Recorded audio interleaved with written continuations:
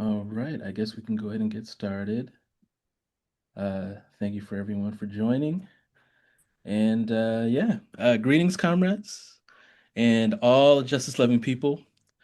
Today's webinar, which is Building Resistance Against Israel and Zionism, is hosted by the Coalition for the Elimination of Imperialism in Africa. Our coalition is a multi-continental alliance of Pan-African organizers. We are an anti-imperialist and socialist movement in defense of all African peoples' struggle for liberation and self-determination. Our primary objectives include providing an anti-imperialist analysis of developments in Africa and developing solidarity networks for revolutionary organizations in Africa. My name is Michael, and I will be your host. And Comrade Prudence will translate because, of course, our webinars are always in French and in Spanish. English. French and Ok, English, sorry. yes. Ok, salutations camarades. Ce webinaire est organisé par la Coalition pour l'élimination de l'impérialisme en Afrique. Notre coalition est une alliance multicontinentale de militants panafricains. Nous sommes un mouvement anti-impérialiste et socialiste qui défend la lutte de tous les peuples africains pour la libération et l'autodétermination. Nos principaux objectifs consistent à fournir une analyse anti-impérialiste des développements en Afrique et à développer des réseaux de solidarité pour les organisations révolutionnaires en Afrique. Notre hôte s'appelle Michael et moi c'est Prudence et je vais assurer la traduction car tous nos webinaires, comme toujours, se déroulent en français et en anglais. So the purpose of today's webinar is to clarify what our positions as Africans should be when it comes to Israel and Zionism.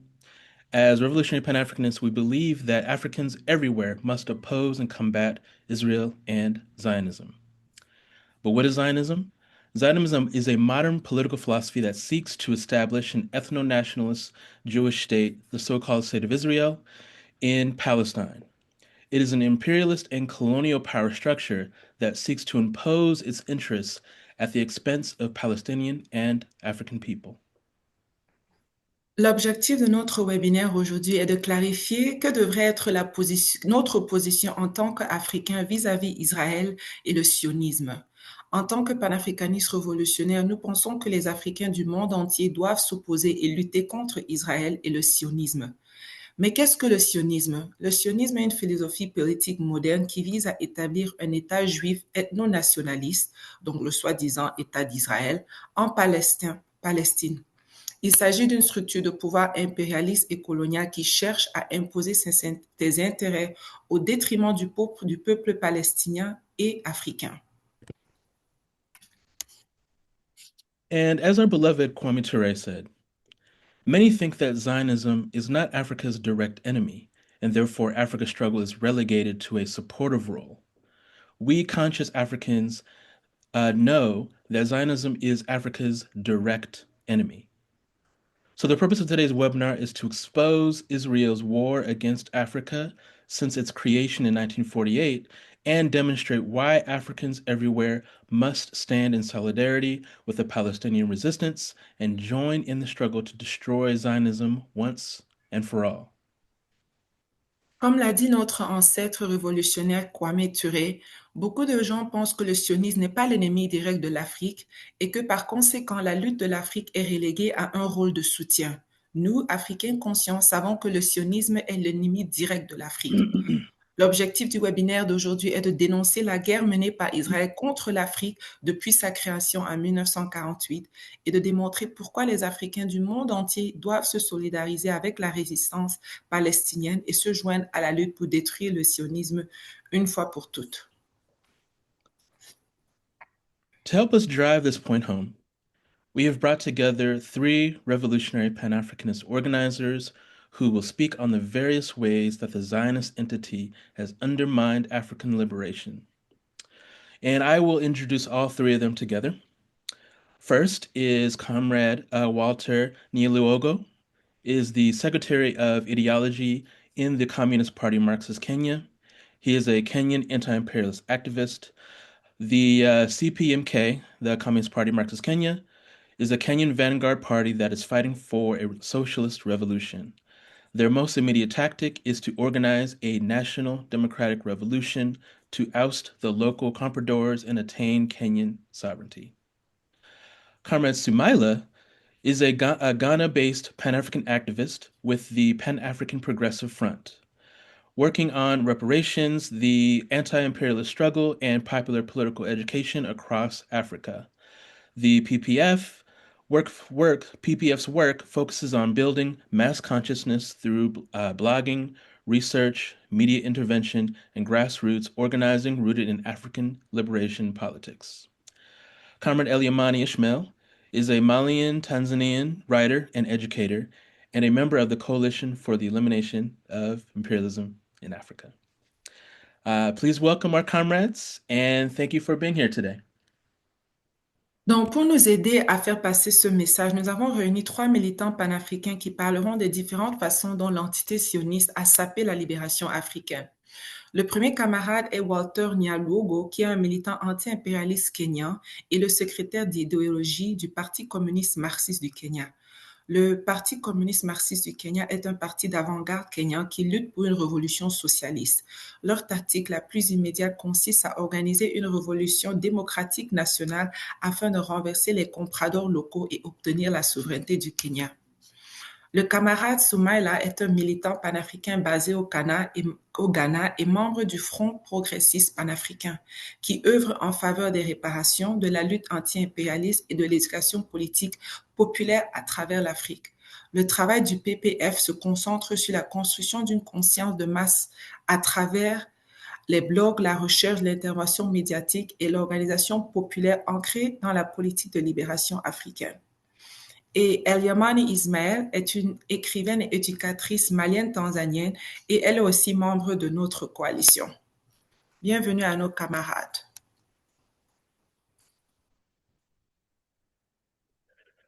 So to start, we'll start with Comrade Walter. Can you speak to us about the Ugandan scheme and some of Israel's earlier maneuvers against Africa historically to the present? So, la première question est pour le camarade Walter. Pouvez-vous nous parler du projet ougandais et des premières manœuvres d'Israël contre l'Afrique? Thank you so much, comrades. I am glad to be here, and I would like to also welcome all the comrades who have joined us. My name is Walter Nyaluogo, just like the comrade has said. I'm from Kenya. I'm the Secretary of Ideology of the Communist Party Marxist Kenya.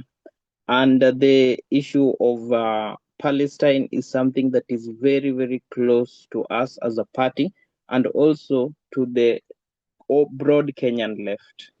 Now, in the early 1900s, the Zionists held a conference to find a homeland for the Jews.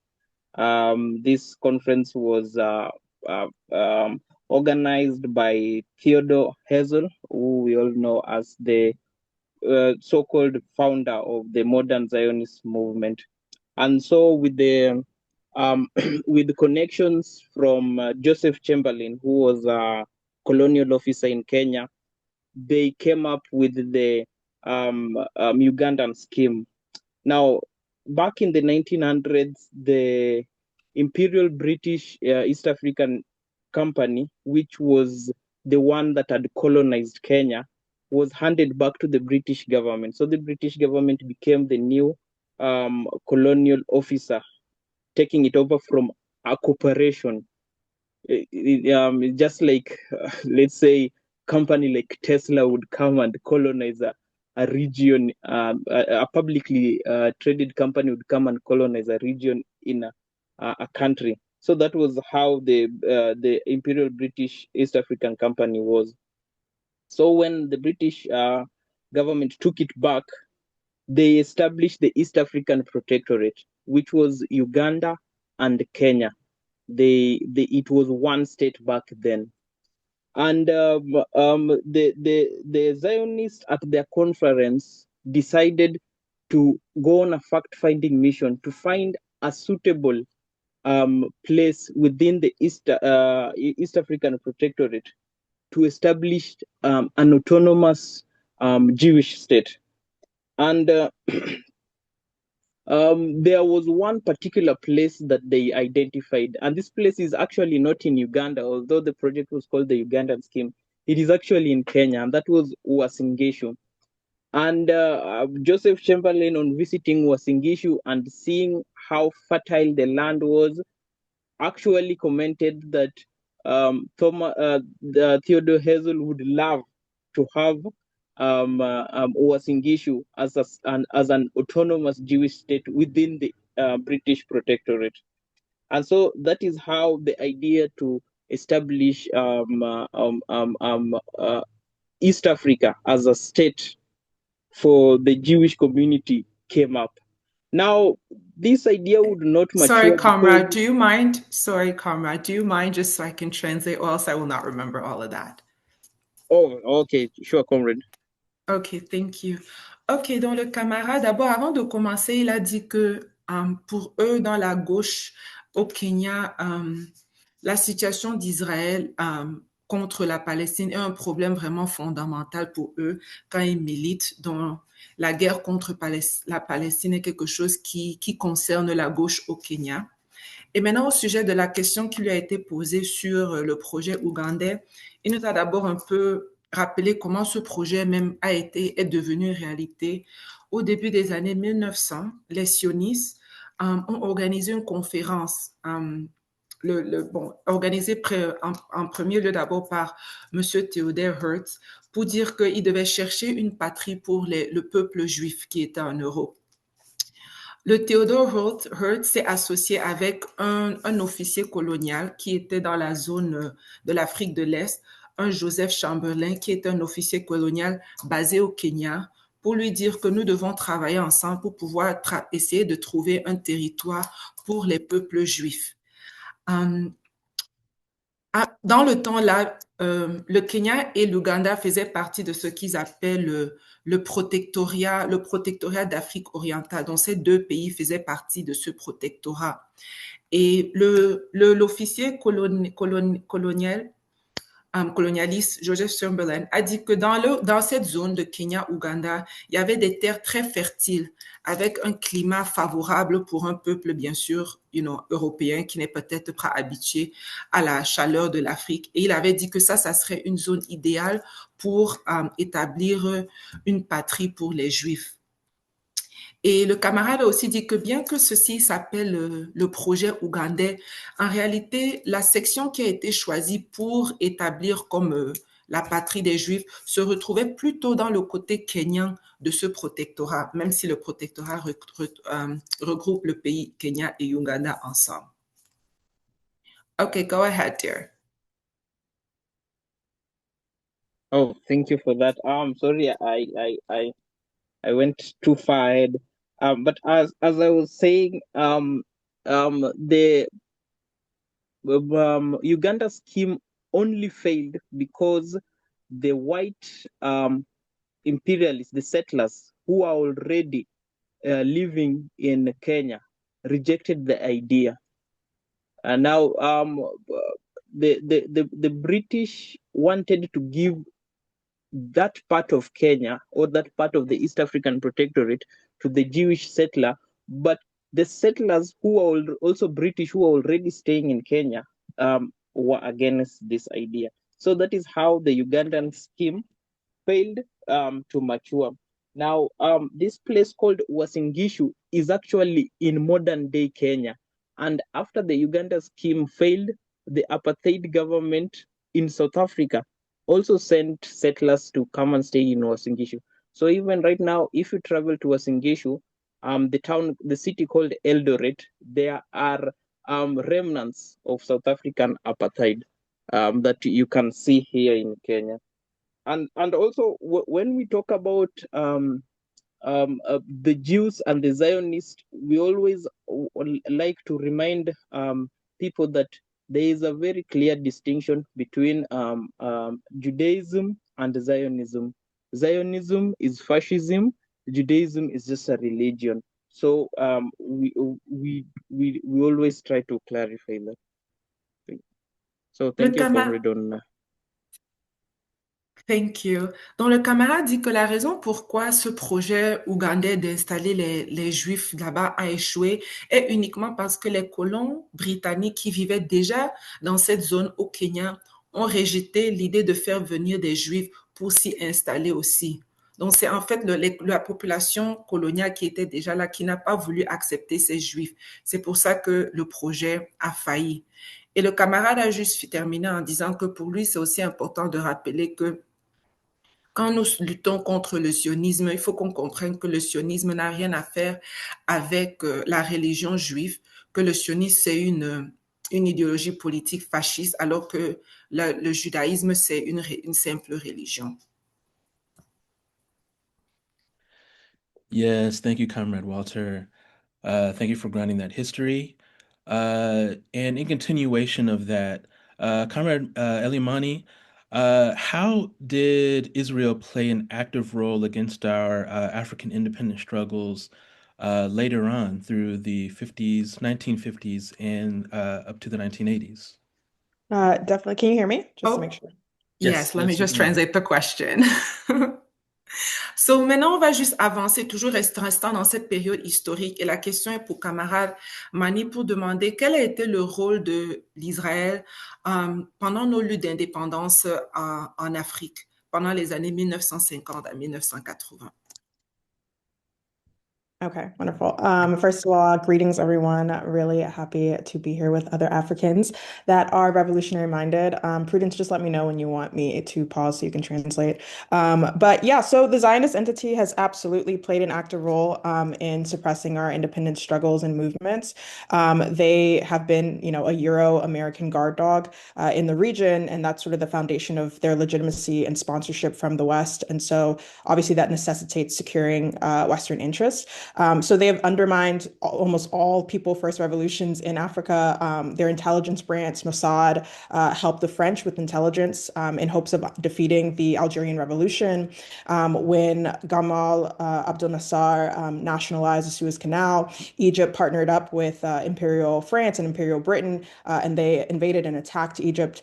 They armed the Portuguese against Guinea-Bissau, against Mozambique, against Angola, and those decolonial revolutions. And finally, and maybe the biggest one that everyone knows about, they supported apartheid South Africa until the bitter end. I mean, after really the entire planet had embargoes and had sanctioned the South African economy to a halt, Israel continued on because, they saw themselves similarly as a Euro settler colonial system embattled by, hostile indigenous populations.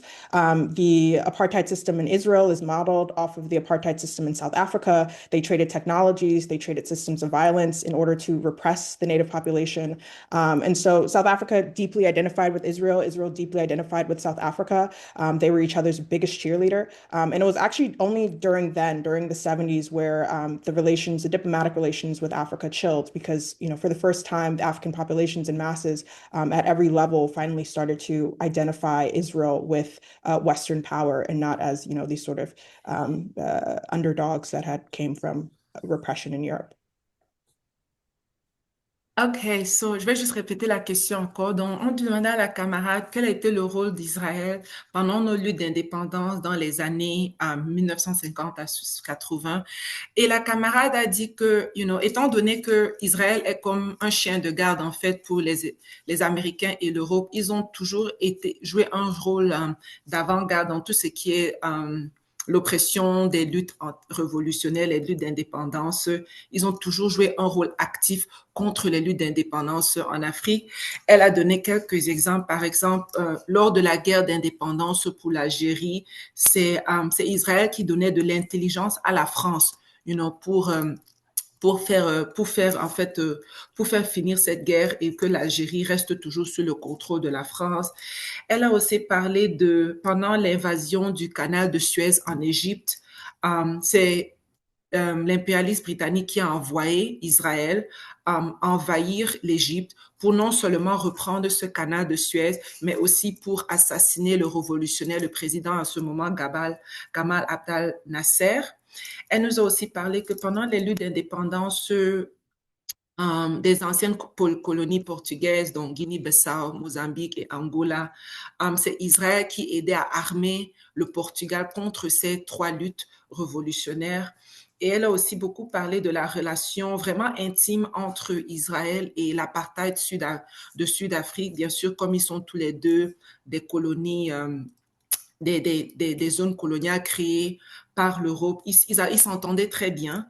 Et elle a même dit que le système d'apartheid que on a vu plus tard en Israël, a été, en fait, ils se sont modélés après le système d'apartheid qu'on a vu en Afrique du Sud.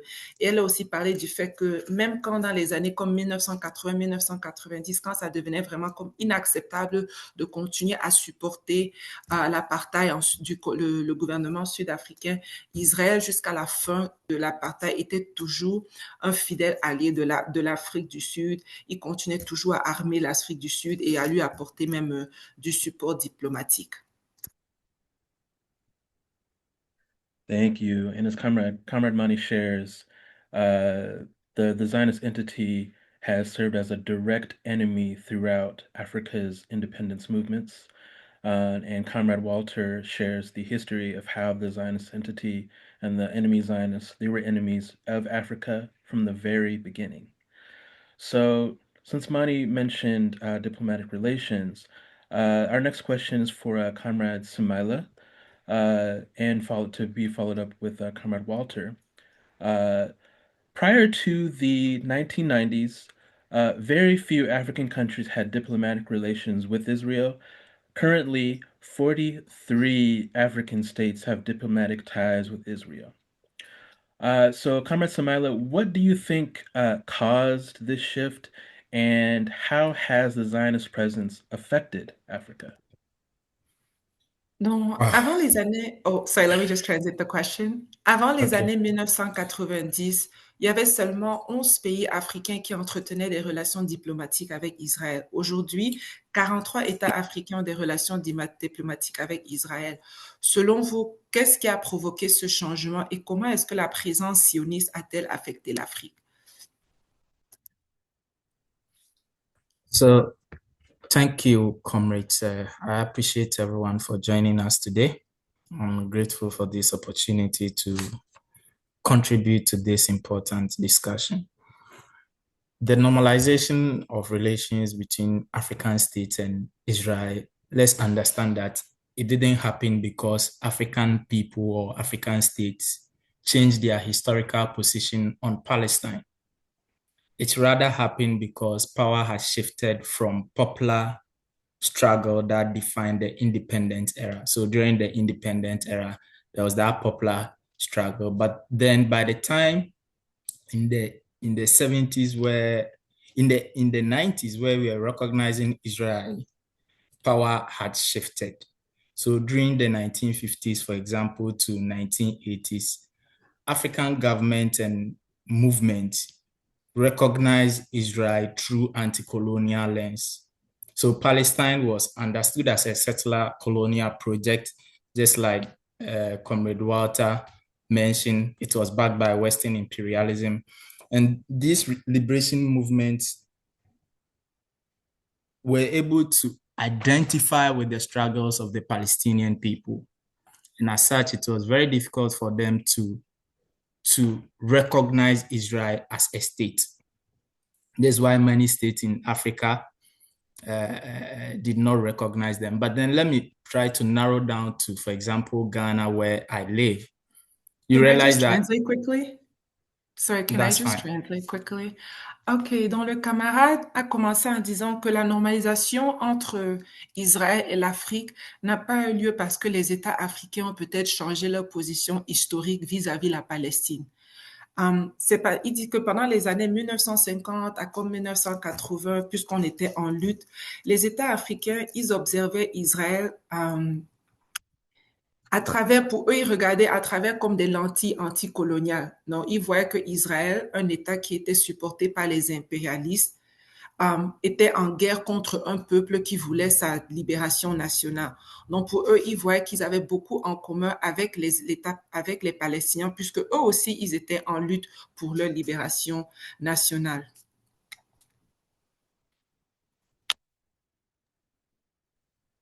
Yes, thank you, Comrade Simale. You may proceed or continue.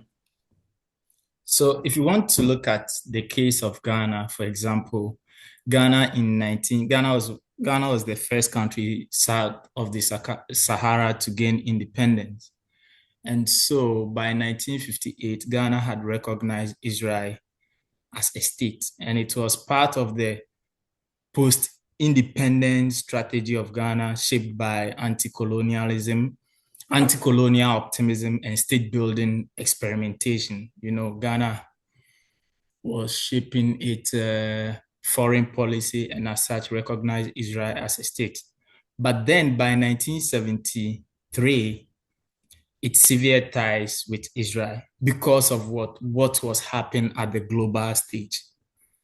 And that was when a lot of African states that were also fighting for their independence said that, hey, if you are doing this to Palestine, we cannot recognize you as a state. But then fast forward by the 1990s when the Soviet Union had imploded. Remember that most of these liberation movements, most of these political parties received their support from the Soviet Union. So when the Soviet Union imploded, it was a difficult moment for African states. So if you look at the 1990s, there were a policy of structural adjustment program or economic recovery program pushed down by IMF on African states. So as part of the conditionalities was to recognize Israel as a state. It wasn't state clearly, but then as part of the conditions to receive aid from IMF was to what? To recognize Israel as a state. So these are the historical context that has allowed more than 43 countries to recognize Israel as a state. I don't know if you want to translate that before. Ok, donc le camarade a donné l'exemple du Ghana, le pays lui-même, lui, il vient du Ghana, il est présentement au Ghana, premier pays bien sûr au sud du Sahara qui a obtenu son indépendance, mais qui pour des raisons tactiques en 1958 a décidé de reconnaître Israël comme État. Mais maintenant, en 1973, a rompu ses relations avec Israël en raison de l'escalade du conflit avec la Palestine. Après, il a parlé de la chute de l'Union soviétique qui a été une période bien sûr très difficile pour les États africains. Et avec la mise en œuvre des programmes d'ajustement structurel de la FMI et la Banque mondiale à travers l'Afrique, la reconnaissance d'Israël comme État a été une des principales exigences pour que ces différents pays africains puissent obtenir de l'aide de ces institutions. So during this era, one African states were struggling economically because debt dependency intensified and governance increasingly relied on executive power instead of popular legitimacy during the independence era. In this context, Israel re-entered Africa, most African countries, and then came up with security arrangements. Israel is very, in terms of their security arrangement, it's very sophisticated. They have highly surveillance tools. So these countries in Africa that were quite unpopular, whose regime were threatened, relied on Israel for security, surveillance, infrastructure, and others. So it was driven, the recognition of Israel was driven by a kind of a late calculation. So most of this regime that recognized Israel was for the security of the regime and not because it has popular consent from the people. Now, in terms of how it affects African countries, it affects us in many ways. Can I just translate that before you continue? Fine. So, il a aussi parlé que donc pendant cette période difficile avec les ajustements structurels, les États africains qui souffrent sous le poids de la dette Et bien sûr, nous savons qu'en ce moment, la plupart des dirigeants africains aussi souffrent d'un manque de légitimité car tous les véritables leaders populaires ont été tués ou renversés. Et c'est donc dans ces circonstances que beaucoup de pays africains ont commencé à renouer leurs liens avec Israël, surtout ces régimes qui ne sont pas populaires parce que nous savons tous que Israël offre beaucoup de support en termes de technologie, en termes de sécurité pour ces différents régimes pour qu'ils puissent vraiment s'accaparer du pouvoir et asseoir leur régime. So, in terms of how the presence of this Zionist entity in Africa affects African people, I see it this way. You realize that many African governments today, as we speak right now, prioritize regime security over democratic legitimacy. And I'm using the word democratic here reservedly. If I say democratic, I don't mean liberal democracy. So let's get the context. Usually, democracy is used to attack certain leaders around the global south. So I'm careful with my use of the word democracy. So these regimes in Africa now rely on Israeli surveillance technology, intelligence gathering, and coercive capacity of the state to maintain power. So in most African countries, for example, in Ghana, we have Israeli intelligence and surveillance technologies that we use to spy on our citizens. We use to spy on journalists. We use to spy on opposition leaders in the name of what? National security. In the name of what? Intelligence gathering. In the name of what? Counter-terrorism activities. So realize that since we are in bed with the Zionist regime, the state is using these technologies to spy on us. And our data is with these Israeli firms. So Israeli firms specialize precisely in these areas. So they draw on technologies and develop various doctrines on security, and then our state and our leaders buy into it. So this is how it affects us. And then in terms of, as I said, our database, for example, in Ghana, there is so many arguments as to who is controlling our database. We have one of the robust data system developed by the government. But the truth is that the database is not controlled by the country. So even if you are an activist and you allow too much, you talk too much, you speak against them, they know where you stay. They can come after you. If the Ghanaian government want to come after you, they will definitely come after you because of what? Because of how they rely on these Israeli technologies to spy on us. So these are some of the reasons why there is the need for us to organize as a people to speak against these Zionist entities in Africa. So I think these are some of the critical effects it has on us.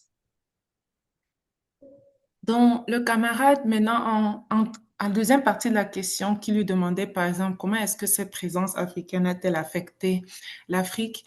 Il a parlé du fait que, ces régimes, la majorité des régimes africains s'appuient désormais énormément sur les capacités, surtout de renseignement d'Israël. Une fois de plus, il a donné l'exemple dans son propre pays, au Ghana, où il dispose des technologies et des systèmes de renseignement bien sûr développé par l'entité zioniste, qui est utilisé maintenant pour espionner sur les citoyens, espionner sur les journalistes, espionner sur les militants, et bien sûr utilisant comme justification que c'est un besoin de sécurité nationale ou de lutte contre le terrorisme. Et il a parlé du fait que, par exemple, là-bas au Ghana, leur base de données est compromise parce qu'ils savent qu'Israël y a accès et que cette base de données n'est pas sous le contrôle de l'État. Et que c'est à travers ces bases de données que l'État mène ses guerres contre les différents militants.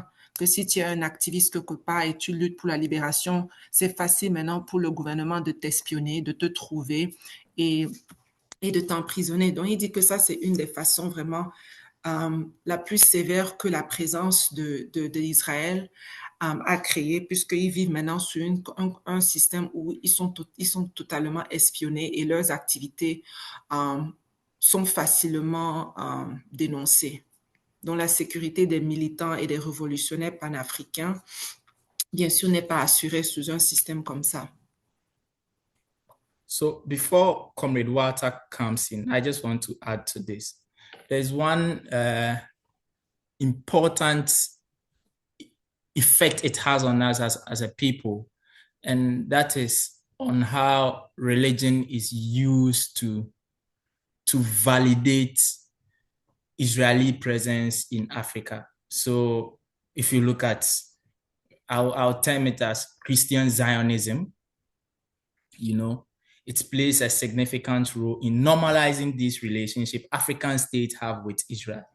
In Ghana and elsewhere, theology is used to legitimize state policy, silence criticism of Israel, and then try to detach faith from anti-imperialist stance and ethics. So just like Comrade Walter said, there is actually a distinction between Zionism and and Judaism. But these Christian Zionists, anytime you try to speak against Israel, then you are branded, you are cancelled as anti-Semite, a whole lot of things. So religion plays a key role here in the way African states normalize relationship with Israel. And because a lot of our population are Christianized, it's difficult to speak against them. The moment you speak against Israel, it's like you are speaking against God. And these are some of the situations in Ghana here. Ok, le camarade a aussi dit qu'un autre effet important sur le peuple est la manière dont la religion a été utilisée pour légitimer la présence d'Israël en Afrique. Il dit que le sionisme chrétien joue un rôle très important dans la normalisation entre l'Afrique et Israël. Et il parle encore dans son pays comme au Ghana, la théologie est comme utilisée pour faire taire les critiques. Dès que tu essaies de t'exprimer contre Israël, tu es attaqué. Parce que beaucoup de gens, bien sûr, le peuple africain qui est très chrétien, pour eux, ils voient que quand tu t'attaques à Israël, c'est presque comme si tu t'attaques à Dieu. Donc, la religion joue un rôle clé dans la manière dont les États africains ont normalisé leurs relations avec Israël. Thank you, Sumaila, especially with driving the point on Christian Zionism within Africa. Comrade Walter, just as part of that question, with African states normalizing diplomatic ties with Israel, what are your thoughts as far as how the Zionist presence has affected Africa and Africans? Thank you, Comrade. Yeah, just like Comrade Somalia has said, the Zionist presence in Africa has been actually a tool to reinforce neocolonialism in Africa. As we all know, and the Africans who are here will bear witness that most of the African states do not have actual sovereignty. We are still under the yoke of colonialism. Now it's neocolonialism. The white direct rulers are gone, but now they've recruited comprados amongst us to give us foreign policy. So here in Kenya, our president is nothing but a neocolonial quisling. He is literally the puppet of the United States and will bend any way for the Zionist entity. The relationship between most African countries and Israel is the relationship of military hardware, surveillance, and cooperation to train local paramilitaries, which means Israel directly benefits from the wars that go on in Africa. Here in Kenya, they recently gave Kenya a loan in form of surface-to-air. It's called the surface-to-air Python and Derby air defense system, Spider, and it was a loan around 26 million US dollars.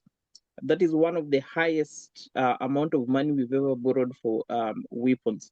So you can see that even in South Sudan, which has very, very close relations with Israel, the warring factions are normally funded by both warring factions are normally funded by the Zionist entity. So it almost means like all the money they make out of war is by funding both sides and becoming rich out of it. And that is the relation. Also in Kenya, we have a very serious issue of surveillance and some of the spying software that the Zionist entity uses to spy to help the Kenyan government spy on Africans or Kenyans are directly, if they even have offices here in Kenya. And during our last June uprising, that is in 2023, where the young people of Kenya rose up to fight against an unjust finance bill that was pushed on us by the IMF, we saw that Mossad sent their operatives here in Kenya to shoot us in the streets. So we have very clear evidence of the Zionist presence, and it is really, really not good cooperation. It is colonial in its nature. It is brutal, just like it is in other countries and also in Palestine.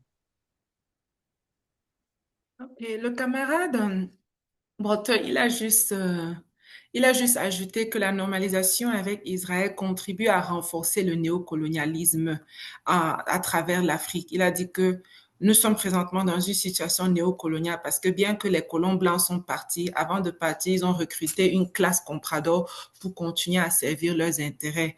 Et il a parlé au Kenya, leur président est totalement sous le contrôle des impérialistes et fera tout pour servir leurs intérêts. Il a parlé aussi que récemment, le Kenya a effectué un achat d'armes considérable par l'intermédiaire d'Israël, le plus important achat qui n'est jamais réalisé comme État. Et il dit que Israël est très doué pour tirer des profits de la guerre, parce que quand nous observons les conflits à travers l'Afrique, nous allons voir que Israël est en train de vendre les armes aux deux camps. Donc la guerre est une activité très lucrative pour l'État d'Israël. Et il a aussi parlé que lors des soulèvements populaires qui se sont passés en 2023 au Kenya contre le projet de la loi des finances, après, ils ont réalisé que le Mossad avait été envoyé dans le pays pour aider à réprimer ces manifestations et qu'ils avaient tiré sur plusieurs personnes lors de ces manifestations. Yes, thank you for that, Walter. And in describing much of the normalization of the diplomatic ties through military, the next question is for Comrade Mani. So these past few years, we've noticed that the Zionist entity has particularly set eyes on Africa, particularly East Africa.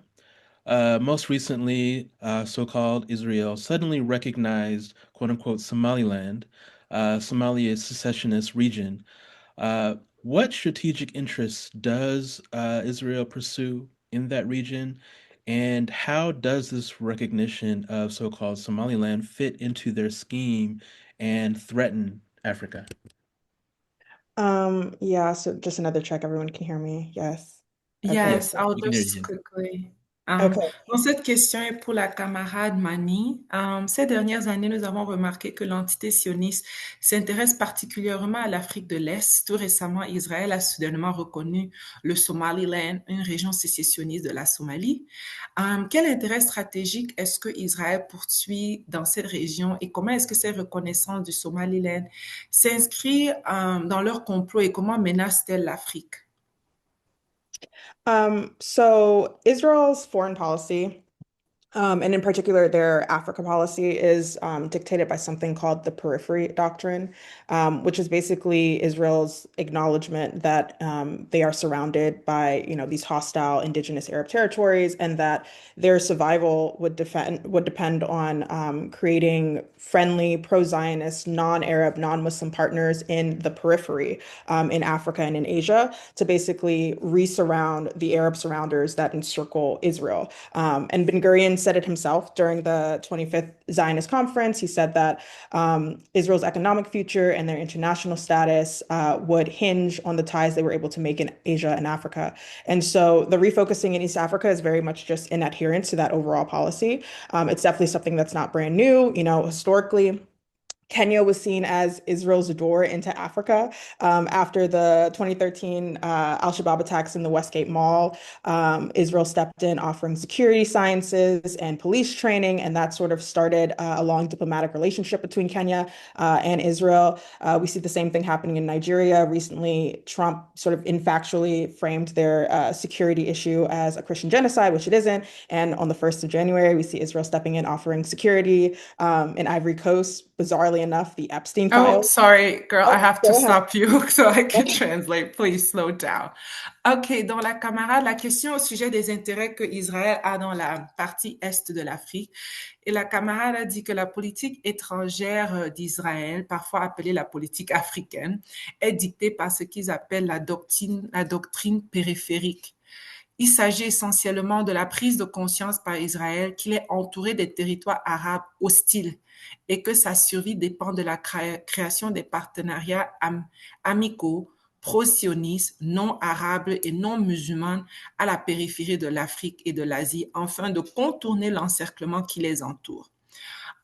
Ben Gurion l'a dit lui-même lors de la 25e conférence sioniste que l'avenir économique et le statut international d'Israël dépendent des liens qu'il tisse en Asie et en Afrique. Donc, ce recentrage sur l'Afrique de l'Est s'inscrit donc simplement dans ce prolongement de cette politique. Et ce n'est pas quelque chose, une nouveauté, parce que historiquement, le Kenya a été considéré comme la porte d'Israël vers l'Afrique. Après l'attaque d'Al-Shana dans le centre commercial à Nairobi, Israël a intervenu en proposant une formation en matière de sécurité et de police. Il en a vu de même au Nigeria. Nous savons que Donald Trump a dénoncé un soi-disant génocide chrétien et Israël, bien sûr, a intervenu en proposant ses services en matière de sécurité. Okay, so sort of left off on a cliffhanger there, but yeah, so the Epstein files, one of the weirder nuggets of that was that it revealed that, the disgraced pedophile Jeffrey Epstein had brokered a deal with Ivory Coast and Israel offering security and surveillance for Alassane Ouattara. In Ethiopia, they have, the Ethiopian government has an interest in suppressing resistance from the territories that it occupies in Eritrea and Somalia. And so Israel has been a partner in that, stepping in to give security in exchange for that security. Actually, they also helped stoke, the now crisis that was happening between Ethiopia and Egypt. And so that's sort of their main export is security and surveillance. They're a highly militarized society. Almost everyone in Israel serves in the IDF. They have to constantly innovate to keep Palestinians more and more repressed. So they are coming out with, very cutting edge surveillance and security apparatuses. And Comrade Somalia said earlier that these apparatuses are then used by these neo-imperialist puppet African governments to entrench themselves further and then surveil and repress African revolutionary movements. So yeah, these security systems one, are not in our benefit as revolutionaries who want to see Africa work for Africans, but it also is what they use as political currency. Go ahead, Prudence. OK, donc on a tous bien sûr entendu parler des fameux dossiers Epstein et à l'intérieur de ces dossiers, il y a eu des révélations quand même assez intéressantes qui sont sorties de là.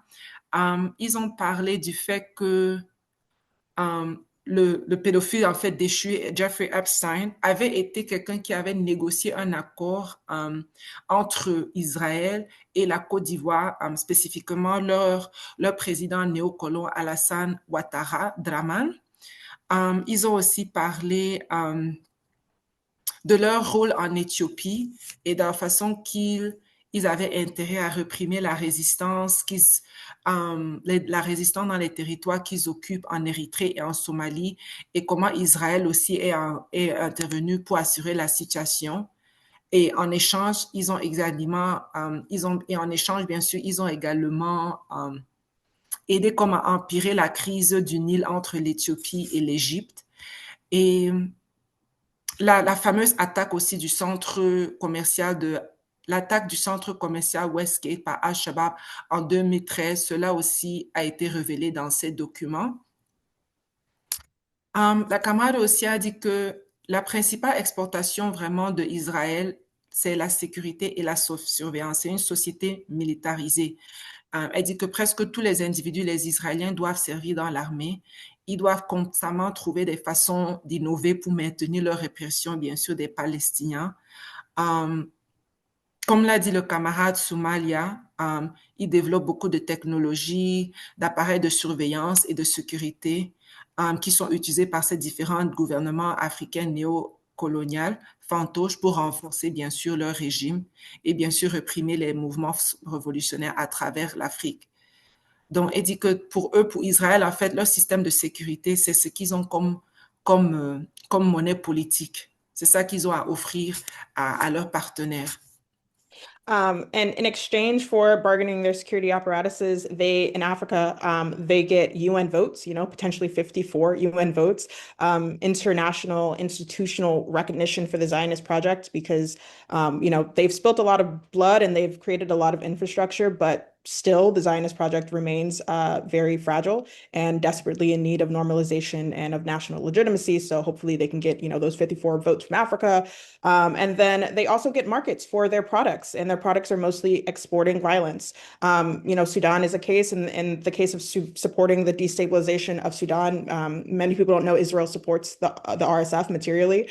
And it's not just so that they can sort of create chaos from which they can loot Sudani resources, but it's also about weakening state actors that could provide any meaningful support for anti-Zionist actors. And this is particularly relevant for any of our Arabized Muslim nations in East Africa, like Egypt, like Sudan, like Somalia, that have national alliance and shared interests with the Palestinian people or shared identities. Because Israel doesn't want that. That could very well turn into 4, 5, 6 Irans, right? Like literal nation states that are supporting Hamas, supporting violent Palestinian resistance. And Israel has no interest in that. And so our Muslim and Arab East African nations are very much in the Zionist sites by proxy of sharing certain identities with the Palestinians. The destabilization of their states are very much in Zionist interest, and it is something that they work towards with action. Elle a aussi dit que, bien sûr, en échange pour leurs techniques et systèmes répressifs qu'ils exportent vers les gouvernements néocoloniaux, ils sont capables d'obtenir, par exemple, le support diplomatique comme à travers l'ONU, où nous savons qu'il y a une grande majorité des pays africains qui les supportent, donc qui peuvent apporter leur vote en faveur d'Israël à l'ONU. Et bien sûr, ils recherchent toujours une reconnaissance internationale, institutionnelle, car ils en auront toujours besoin, parce qu'à la fin de la journée, le monde entier les voit tous les jours en train de massacrer un peuple. Donc, ils sont toujours quand même un État fragile et ils sont désespérés à normaliser les relations avec les gens pour pouvoir obtenir une légitimité internationale. Et bien sûr aussi, un autre qu'ils reçoivent en échange, ce sont des marchés pour leurs produits, qui bien sûr consistent en majorité juste des produits pour exporter la violence ailleurs, leur technologie, leur machinerie de guerre. Mais elle a aussi parlé spécifiquement dans le cas de leur soutien dans la déstabilisation d'un pays comme le Soudan. Nous savons tous que Israël apporte un soutien matériel au RSF. Et bien sûr, il ne s'agit pas seulement de créer le chaos dans un pays comme le Soudan pour pouvoir piller ses ressources, mais il s'agit aussi de pouvoir affaiblir ces acteurs étatiques qui pourraient potentiellement apporter un soutien significatif aux acteurs qui sont contre le sionisme. Et cela est particulièrement pertinent pour tous les États-nations qui ont leur côté peut-être arabe, musulman de l'Afrique de l'Est, comme l'Égypte, le Soudan et la Somalie, qui ont une alliance nationale et des intérêts communs avec le peuple palestinien. Donc la stabilité de ce genre d'État menace Israël parce qu'il pourrait bien se transformer en des États comme Iran qui supportent la résistance palestinienne. Donc pour Israël, les pays comme le Soudan, la Somalie doivent être des pays instables, n'est-ce pas? Parce que s'ils sont instables, ça veut dire qu'ils ne peuvent pas vraiment apporter un soutien concret aux forces qui luttent contre Israël. Donc, elle dit que les nations africaines qui sont peut-être, qui ont ces côtés musulmans, qui ont ces côtés arabes, qui se trouvent dans l'Afrique de l'Est, sont visées par le sionisme parce qu'ils partagent certaines identités avec les Palestiniens. Donc, ils peuvent aussi devenir, s'ils sont des États vraiment solides et forts, ils peuvent devenir des soutiens sérieux pour la lutte palestinienne. Yeah. And, most critically, coming back to Somalia and East Africa, they also want that critical geographic access. They want to control the Bab al-Mandeb Strait, which is a very critical, like, chokehold in the Red Sea. They want to control the Red Sea. They want to expand their intelligence, cyber, and military platforms from which they can project power, much like the way that the West treats Djibouti. If you know anything about how the Western militaries work in Djibouti, they want to turn Somalia into a classic client state, Somaliland in particular. And so their recognition of Somaliland is, just classically undermining Somalia's sovereignty. It completely violates their territorial integrity. And it generally, sets this precedent for imperial states to start refocusing and picking apart African states because it serves them. And we know as Pan-Africanists that there is no bigger threat to Africa than further fragmentation and further micronationalisms. And, they definitely don't plan to stop at East Africa. In the last 10 years, Israel has refocused in on Africa in the last 4 months. We've seen this happen at warp speed. We've seen Israel in Nigeria, in Somalia, just this September. In Zambia, Israel had came back, literally saying verbatim, Israel's coming back to Africa. And so, yeah, as the global Western masses are peeling back support of Zionism, the Zionists have sort of reshuffled the board and are digging deeper into Africa. And so pulling these sort of stunts, like supporting the balkanization of Somalia and of Africa as a whole, is something that we should very much expect and need to prepare for, because it's an attempt that Israel will attempt in the future, not just in East Africa, but in Africa at large. Donc, la camarade a aussi ajouté que, bien sûr, plus important encore dans leur obsession avec l'Afrique de l'Est et peut-être la Somalie, la Somaliland en particulier, c'est qu'ils veulent obtenir un accès géographique stratégique. You know? Ils veulent contrôler le détroit de Bab al-Mandeb, qui est un point stratégique très important pour la mer Rouge. Ils veulent même contrôler la mer Rouge. Ils veulent étendre leur plateforme de renseignement cybernétique et militaire afin de projeter leur puissance un peu partout, comme nous avons vu en Djibouti, un petit État africain où il y a une présence importante d'impérialistes. Il veut simplement transformer le Somaliland en un État comme ça, comme un État client classique des impérialistes. Et cette initiative aussi porte atteinte à la souveraineté de la Somalie. Ça viole complètement son intégrité territoriale et ça crée aussi un précédent qui incite les États impérialistes à se recentrer sur les États plus faibles car ça sert leurs intérêts. Et bien sûr, nous savons qu'il n'y a pas une plus grande menace pour l'Afrique que la fragmentation et le micronationalisme, la création de plusieurs petits États, des grands États qui deviennent de petits États. Et elle a aussi fini en disant qu'il ne compte pas s'arrêter juste à l'Afrique de l'Est.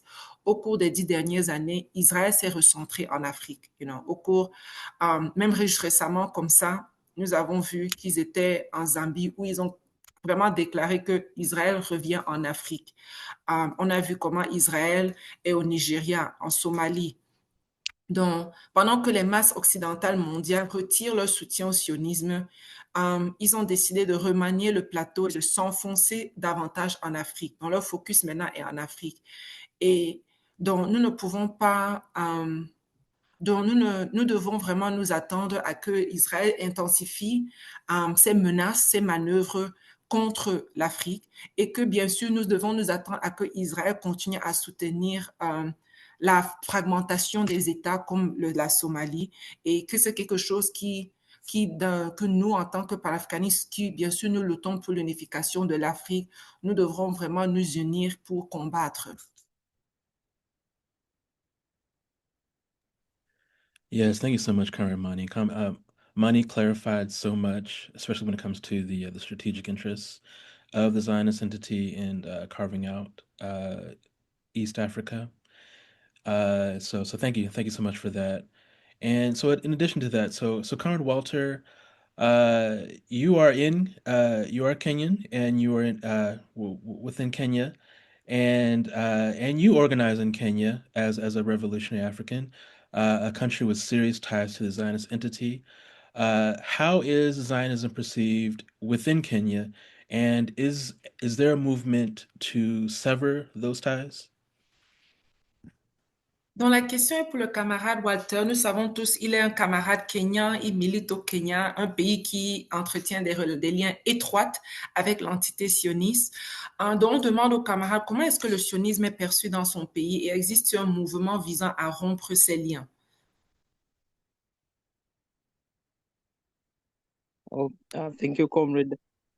Just like Comrade Smaila had mentioned earlier, that there is a particular presence of the fundamentalist Christians that are influenced by American Christian organizations through money and NGOs that push the Zionist narratives, not only on in the at the pulpits of the churches, but also on social media and even in our news anchoring organizations.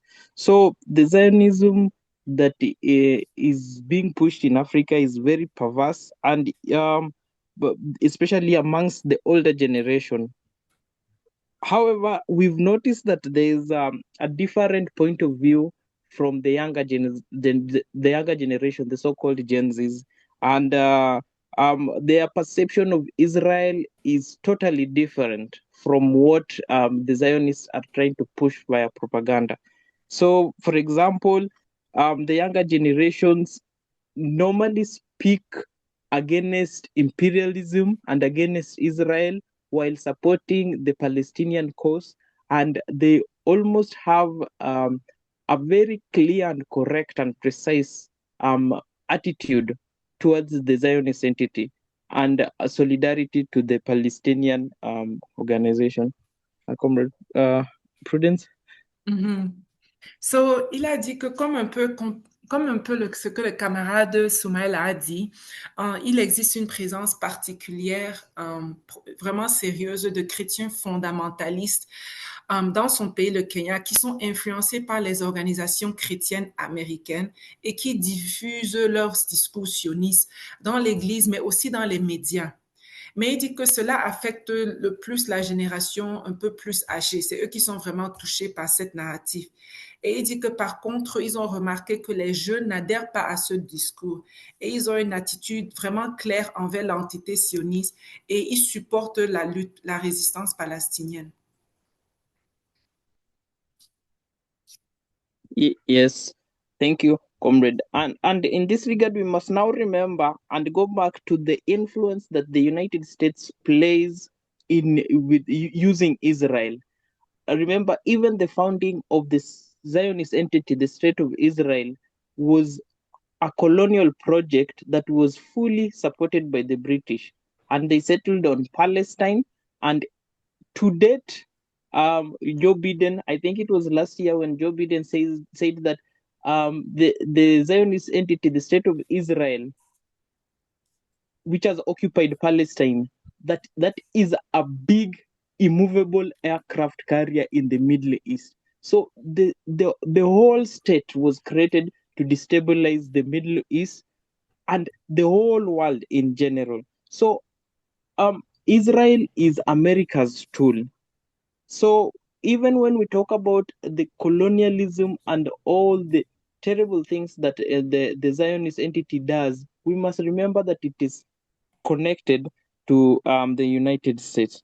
So to combat this here in Kenya, we normally start by explaining the imperialist nature of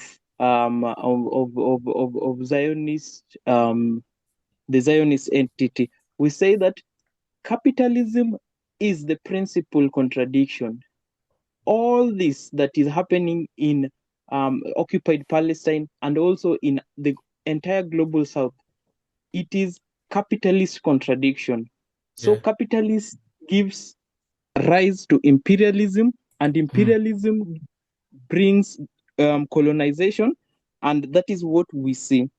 And so the highest form of fascism happens in the global south, in the neo-colonized and the colonized world.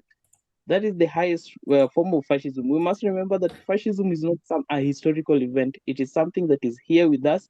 And when we see all the bombs are being dropped on children, we must always remember that that is the highest form of fascism. Thousands and thousands and thousands of people are dying because of US imperialism and Zionist fascism.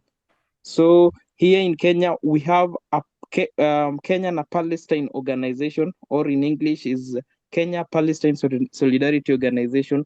This is the organization that organizes all protests against Zionism, against fascism, against imperialism here in Kenya. And we always try to use every opportunity to remind Kenyans and the whole world that the Zionist fascism is a consequence of capitalism. Ok, so le camarade a dit que nous devons maintenant, il a demandé que c'est important pour nous de nous rappeler du rôle des États-Unis dans tout cela, parce que les États-Unis utilisent Israël. Il a dit que la création d'Israël a été pleinement soutenue par l'Empire britannique au passé et aujourd'hui c'est soutenu par l'Empire américain. Il dit qu'il n'y a pas longtemps, quand Joe Biden était président des États-Unis, il a déclaré que Israël est comme un avion de guerre qui bouge au Moyen-Orient, n'est-ce pas? Voulant dire que Israël est un outil des États-Unis pour mener ces différentes guerres. Donc, il dit que lorsque nous parlons de toutes ces terribles choses que l'entité sioniste a fait à travers l'Afrique, à travers le monde, nous devons toujours nous rappeler du rôle des États-Unis car ils sont liés à tout cela. Et il dit que quand eux, ils parlent du sionisme au Kenya, dans leur organisation populaire, ils parlent toujours de la nature impérialiste du sionisme. Ils disent que ils enseignent aux jeunes que le capitalisme est la contradiction principale et que c'est le capitalisme qui a donné naissance à l'impérialisme, qui à son tour a donné naissance à la colonisation des terres comme nous le voyons en Palestine.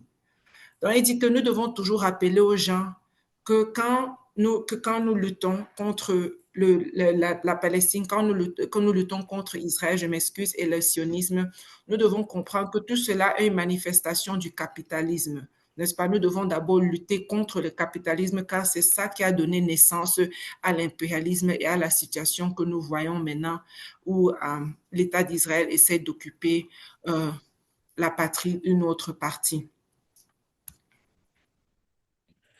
Yeah, thank you, Comrade Walter, especially for stating and restating the primary contradiction, which is U.S. imperialism, and how the Zionist entity serves as the U.S. imperialist attack dog. For our next question, for Comrade Samaila, what role do African governments and certain local elites play in normalizing relations with Israel, and how can Pan-Africanist activists organize popular pressure to break this political, economic, and military complicity? Ok, la question. Oh, sorry, dear. La question est pour le camarade Soumaïla. Quel rôle les gouvernements africains et certaines élites locales jouent-ils dans la normalisation des relations avec Israël? Et comment est-ce que nous, les militants panafricanistes, pouvons-nous nous organiser pour créer une pression populaire pour briser ces complicités politiques, économiques et militaires? Thank you. I think Comrade Walter has nailed it. But then at the end of this webinar, I think I'll also give my view on how we should approach this issue of Zionism, because I agree with him. It's a resurgence of fascism. So when we get there, probably I'll... So when it comes to role African government and local elites play, let's be clear that African leaders and African government are not passive victims of Zionism in Africa. Look at the local bourgeois are not just victims. You know, they are active collaborators. Let's get that one clear, because politicians and reactionary elements usually normalize this relationship with Israel because it, as I stated earlier, it offered them regime protection. It insulates them from certain things, you know. So, and it gives them access to Western diplomatic security networks, you know, anything they want to do. Mostly when they lose popular legitimacy at home and they want external legitimacy, that's when they go in bed with this Zionist regime and Zionist companies in Africa. So they are complicit. They are not just passive, as I said, passive victims. They are active collaborators. You understand? In terms of how we can... Can I just translate before you continue, dear? OK, so le camarade disait que la question, c'est au sujet de les rôles que les gouvernements africains et élites jouent dans la normalisation de ces relations avec Israël. Et le camarade a dit que il est vraiment très important pour nous d'abord de comprendre que les dirigeants et les élites africaines ne sont pas des victimes passives d'Israël ou du sionisme. Ils sont des collaborateurs actifs. Car Israël leur offre de la protection à leur régime, ça les protège de certaines choses et leur donne accès à la sécurité occidentale. Et comme ils n'ont bien sûr aucune légitimité nationale, aucune légitimité populaire, ils recherchent ces associations avec ces institutions, ces États, ces réactionnaires à l'extérieur, car à la maison, ils n'ont pas de support. So in terms of how we can break this complicity, it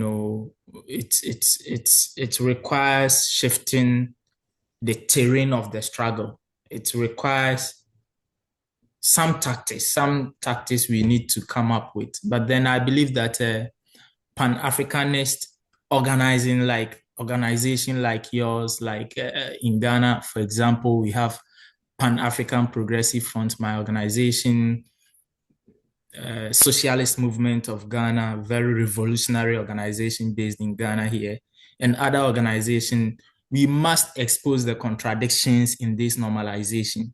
There are so many contradictions. So we must expose these contradictions, and we must politicize surveillance contracts, cybersecurity contracts, intelligent cooperation, and the various military deals. We must politicize this. Usually these contracts are shredded in secrecy.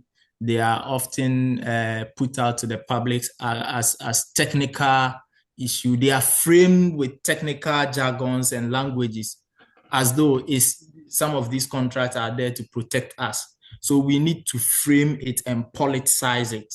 Without framing and politicizing this issue, there is no way we can even form public opinion against it. We must also demand transparency. We must challenge secrecy laws. For example, in Ghana, there is something they call right to information. So you can write and request for information, but sometimes they skillfully take out security out of the right to request for information. So even if you request, they will put it under national security and they will not give you access to some of this. So we need to come together to use the law, to test the law, and we must also there are so many open source networks, open source places we can get some of these contracts so that we can use the contract against government. So when we understand these technologies, when we understand what Israel is doing in Africa, we'll be able to mobilize against it. So that's what I will have to say. OK, le camarade a dit que nous devons développer des tactiques pour lutter contre cette complicité de nos élites africaines avec Israël. Ils disent que les organisations révolutionnaires comme celle dans laquelle il fait partie, il a cité d'autres structures révolutionnaires au Ghana, doivent dénoncer ces contradictions. Il dit que chaque fois que les États africains renforcent leur lien avec Israël, par exemple quand ils acquièrent différentes technologies et différents systèmes auprès d'Israël. La façon qu'ils expliquent cela au MAS, c'est toujours pour faire comme si c'est quelque chose qui va leur bénéficier, c'est une bonne chose, ça va améliorer la sécurité nationale, nous aider à combattre contre le terrorisme. Mais nous devons dénoncer cela et faire comprendre au peuple que non, ces technologies ne sont pas mises en place en Afrique pour nous, pour notre sécurité, pour notre bienfait, mais en fait, c'est en train d'être installé pour nous réprimer.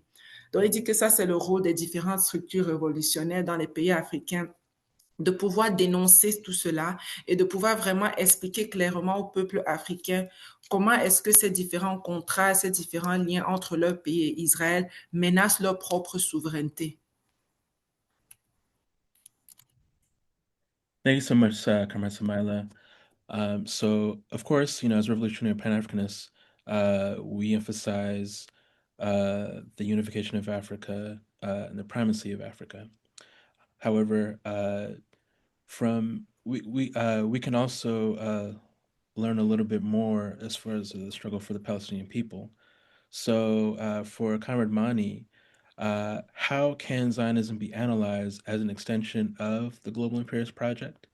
And how does the struggle of the Palestinian people, historically and politically, align with the Pan African struggles against colonial and neocolonial domination? Prudence? Ok, donc cette question est pour la camarade Mani. On dit que comment est-ce que le sionisme peut-il être analysé comme une extension du projet impérialiste mondial et comment la lutte du peuple palestinien s'annule-t-il historiquement et politiquement avec les luttes panafricaines contre la domination coloniale et néocoloniale? Yeah, so I think that the first step to this analysis is honestly just basing it on what the empire has said about Israel itself. And I mean, it should be remembered that, the Israeli state comes about at the end of World War One when the Ottoman Empire is dying, and the British Empire really wants those strategic, formerly Ottoman Arab lands. And their calculus was sort of, we could secure funding from very rich Jewish donors, and in exchange, we would give them the state that they would then steward for the empire. It would be theirs in name, but it would still be the empire's de facto. And the British Empire saw Zionism as a very valuable partner to secure the Ottoman Arab lands. And obviously, they would never just like give away those lands to the wind. They saw this as an in-house deal. And in giving it to European Jewry, they were going to have a loyal European settler population, and they were going to be able to buffer and protect its interest in the Suez Canal, which is a very, prime trade route that goes into India. So not only does Theodore Herzl, who is the father of Zionism, the father of Israel, explicitly name Israel as a colonial project, but also the biggest imperial power at the time openly frames Zionism as an imperial asset. I'll stop there and let Prudence take over. Okay, so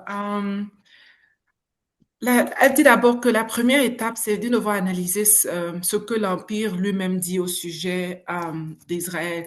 Bien sûr, nous savons que cette idée de créer cet État est née à la fin de la Première Guerre mondiale. L'Empire ottoman est en déclin et bien sûr, l'Empire britannique convoie ces différentes terres arabes.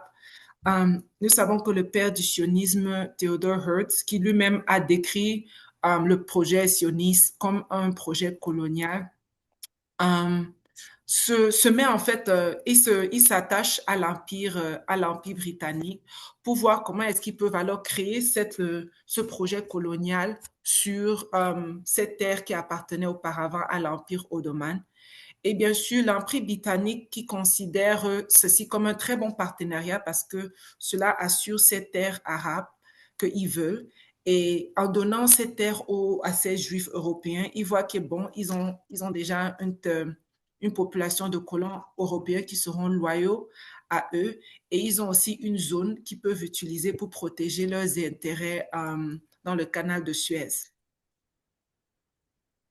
And so yeah, obviously like the UK Israeli relations evolved. They have like their little skirmish or whatever, but by 1956 and the Suez Canal crisis, Israel is working exactly as they were created to. Nasser nationalizes the canal for the interest of the European people, and right after that, Israel launches a coordinated attack with the Imperial Britain and Imperial France, and they invade Egypt as well in order to, attempt to assassinate Nasser. And that was sort of like Europe's first test to see if they were going to reap return on the investment that they created in this European outpost. And they reap return tenfold. Israel is working exactly as they were intended. And then as the Cold War comes, obviously America starts emerging as a global world power. And we quickly see Israel position themselves as an asset to the American imperial bottom line.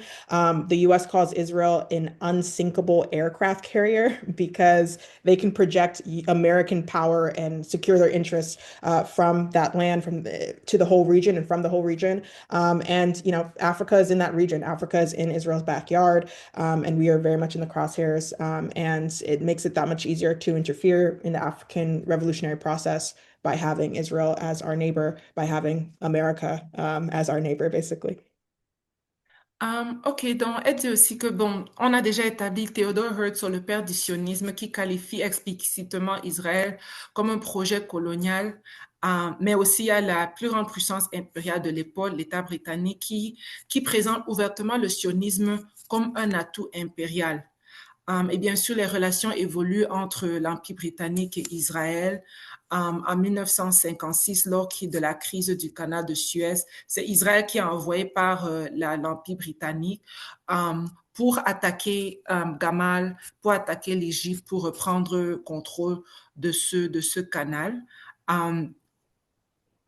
C'est en fait, ça sera comme un peu comme la première fois que l'Empire britannique va comme un peu tester la capacité d'utiliser Israël pour aller sécuriser ses intérêts ailleurs. Et elle dit qu'après, bien sûr, l'arrivée de la guerre froide, les États-Unis qui commencent à émerger comme une très grande puissance mondiale. Et nous voyons aussi que rapidement, Israël commence aussi à se positionner comme un atout qui peut servir aussi les intérêts impérialistes américains. Les États-Unis qualifient Israël de porte-avions insubmersible car ça leur permet de projeter leur puissance et de sécuriser leurs intérêts dans toute une région, bien sûr, l'Asie, l'ouest de l'Asie. Et bien sûr, l'Afrique aussi fait partie de cette région. Ils disent que l'Afrique se trouve comme dans le jardin, c'est le jardin d'Israël. Donc nous sommes bien sûr dans leur ligne de mire et le fait d'avoir Israël quand même assez proche de l'Afrique facilite leurs ingérences dans le processus révolutionnaire en Afrique. Yeah. And I think it should also be mentioned that Israel's tech arms imperialism to the teeth. I'm thinking about what happened in Venezuela. A lot of that technology that was able to completely shut down Caracas was innovated in Israel. They are coming up with some of the most creatively cruel, frankly psychopathic sciences of mass killing ever imagined.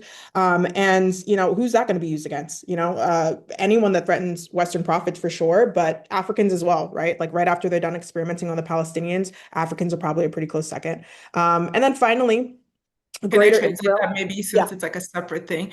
La camarade a aussi ajouté le fait que l'impérialisme est vraiment armé technologiquement par Israël, n'est-ce pas? Parce que Israël est doté, en fait, leur job, c'est de développer ces différentes sciences qui peuvent vraiment, de façon le plus cruelle et, même psychotique, vraiment massacrer des gens. N'est-ce pas? Elle a parlé même du fait que récemment, nous avons tous vu ce qui s'est passé en Venezuela où ils ont kidnappé le président et disent que même la technologie qui a été utilisée, par exemple, pour paralyser la capitale de Caracas, qui a facilité le kidnapping du président, c'est une technologie qui a été développée en Israël. Et elle dit que bien sûr, nous savons que toutes ces différentes technologies qu'il développe pour réprimer va toujours être premièrement expérimentées sur les Palestiniens et puis maintenant exportées en Afrique. Yeah. And I think finally, like when talking about Zionism's threat to Africa, we should also always be remembering Greater Israel, and that the original proposed borders from Theodore Herzl reach far beyond this current little New Jersey borders that they have or that they propose. And it has been explicitly supported by nearly all of the Israeli government, including the current Prime Minister Benjamin Netanyahu. And this Greater Israel would include Syria, Iraq. It would completely consume Jordan, Lebanon, and it would also involve snatching up and taking off with half of Israel, half of Egypt, sorry, which is an African country. But in reality, it's not going to stop there, right? Like if you think it's going to stop there, I think the history of settler colonialism would say something very different. The US went sea to shining sea. Canada took the rest. Australia consumed the entire landmass. The same thing with New Zealand. Even in South America, Southern Europeans went from the Atlantic to the Pacific. Like that's the physics of settler colonialism. It doesn't just stop because they've had enough and they're like, okay, cool. If the people don't put a stop to it, then geography puts a stop to it.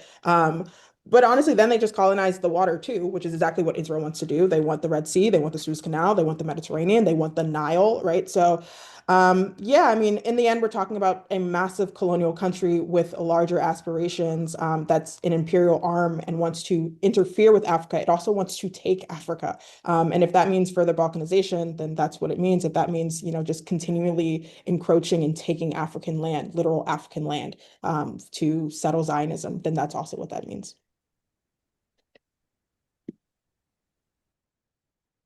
Ok, donc la camarade aussi, elle dit que bien sûr, nous ne devons jamais oublier le grand projet qu'ils appellent, bon, le grand Israël, n'est-ce pas?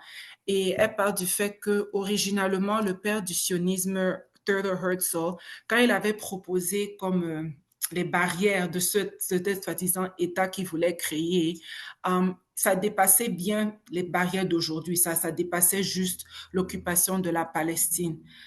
Et ça, c'est une idée, ce grand Israël qui a été supporté par tous les gouvernements israéliens qui sont venus après lui, incluant bien sûr le premier ministre de maintenant, Benjamin Netanyahu.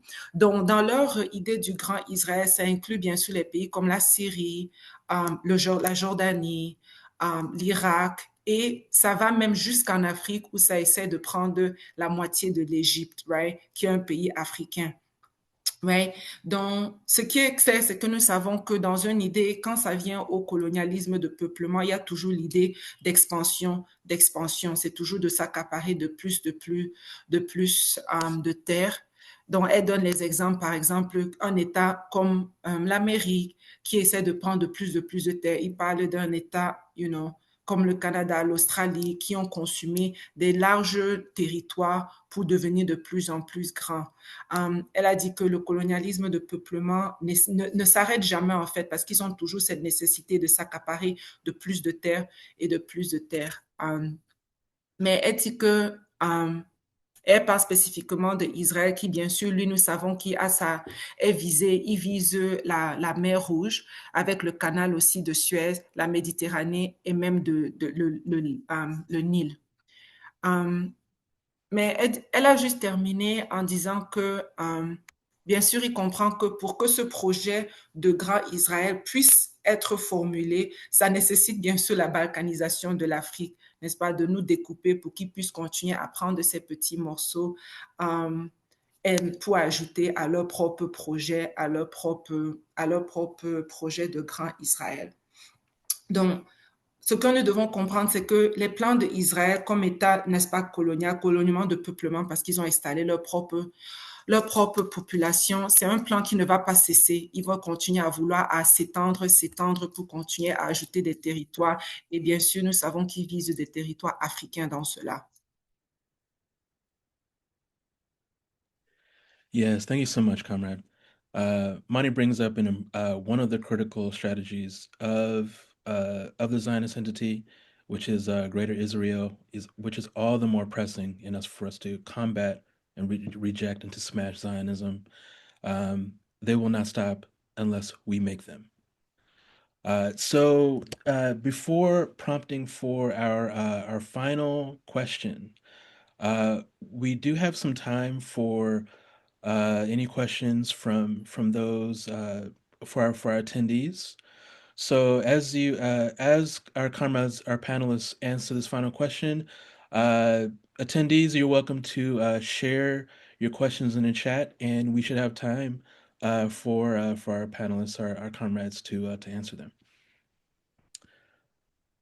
So for our last question,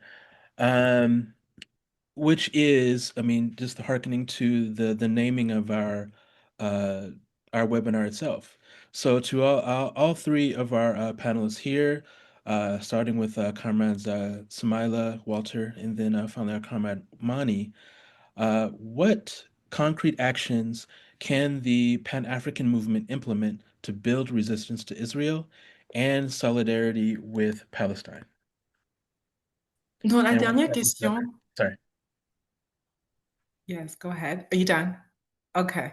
Donc, la dernière question, c'est pour les trois camarades vont répondre, c'est quelle action concrète est-ce que le mouvement panafricain peut-il mettre en œuvre pour construire une résistance mondiale contre Israël et le sionisme?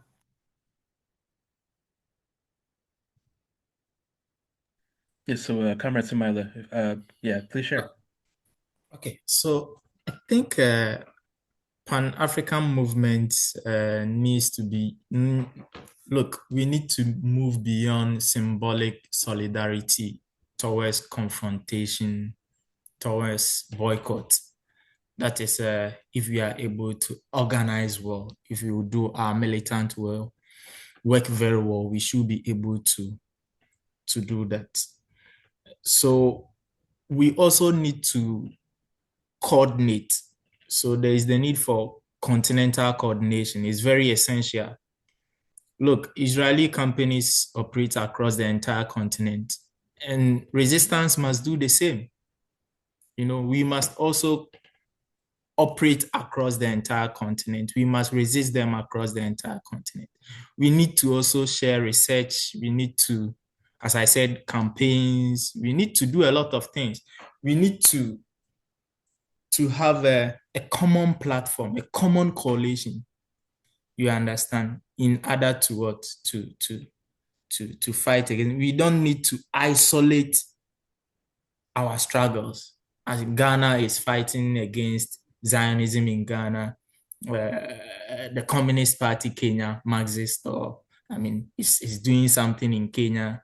Someone is doing something in Somalia. No, we need to coordinate these struggles. We don't need to isolate these struggles. Without doing that, it will be very difficult for us to resist Israel and build a solidarity with Palestine. Then another important thing I think we need to do is to not allow religion to be instrumentalized, to be used as a tool, you know.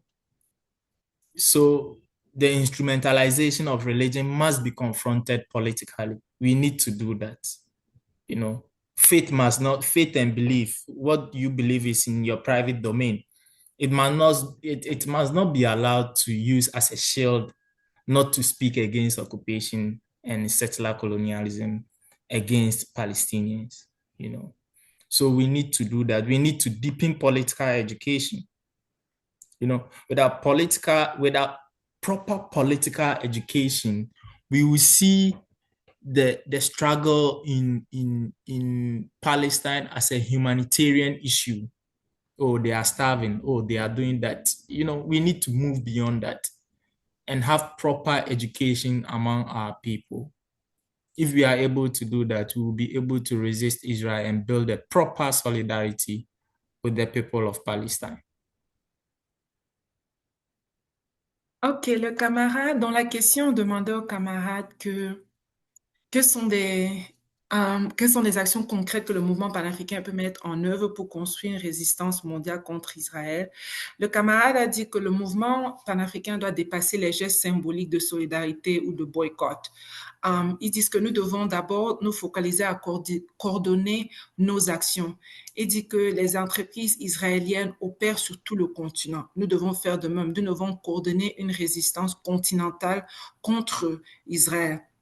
Il dit qu'il nous faut une plateforme commune, une coalition commune pour lutter contre cet ennemi commun et cesser d'isoler nos luttes.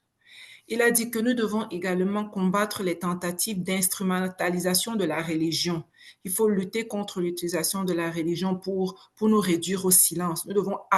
Et il a aussi dit qu'on doit approfondir l'éducation politique parce que sans l'éducation politique adéquate, beaucoup de gens perçoivent la lutte en Palestine comme une simple question humanitaire. Nous devons dépasser cela et assurer une véritable éducation populaire pour nos peuples à travers l'Afrique, pour qu'ils puissent vraiment comprendre qu'est-ce que c'est le sionisme et que nous pouvons vraiment bâtir une vraie réponse commune face à cette menace.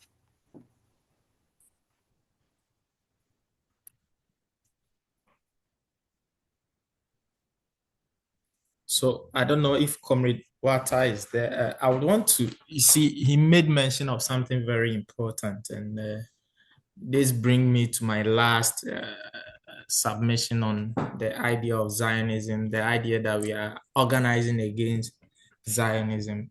We need to understand that we are living through a global recession of there is that resurgence of fascism and far-right political projects. And this resurgence is not just accidental, and it cannot be confined to Africa alone. So it's good we are doing this for our comrades, for the people in Palestine. But then we see it even unfolding across Europe, in Ukraine, in Middle East, even in the Caribbean. In Latin America, we see this idea of fascism, re-emerging. And it is driven by the same ideology like Zionism. So we need to be very careful in order not to isolate Zionism as exceptional. It will be strategically dangerous for us to I'm not saying that's what we are doing, but then it will be dangerous for us to do that. And it will kind of obscure the wider system that sustains it, that is fascism. So we need to do that. We see this clearly in Ukraine, where far-right and open neo-Nazi formations within the state are being armed by the West, to fight against Russia in the name of security, in the name of democracy. We need to reject this, and we need to see it as a global resurgence of fascism and not an isolated case of Zionism. That's what I have to say. Thank you. Le camarade voulait juste ajouter aussi que nous devons analyser le monde et voir qu'il y a comme une résurgence du fascisme à travers le monde. Il a donné des exemples, par exemple, en Europe, en Amérique latine, où nous voyons ces gouvernements vraiment extrêmement réactionnaires qui sont en train de revenir au pouvoir un peu partout. Et nous ne devons pas isoler Israël comme un cas exceptionnel dans le monde, mais nous voyons en fait qu'à travers le monde, il y a une résurgence de ce genre d'État un peu partout que nous devons combattre. Thank you, Comrade Samila. And I'll restate the question for Walter. What concrete actions can the Pan-African movement implement to build resistance to Israel and solidarity with Palestine? So the emphasis on concrete actions. Oh, thank you, Comrade. Comrade Prudence. Oui, nous avons toujours la même question, c'est quelles sont les actions concrètes qu'on peut mettre en œuvre pour bâtir une résistance contre Israël? Yes, Comrade. So I will just continue from where Comrade Sumedia was talking about, and that is on intensifying and escalating this struggle. So in the Communist Party, we always say when the struggle is the contradictions are sharpening, you also intensify organizing. So we say organize, organize, organize to take political power.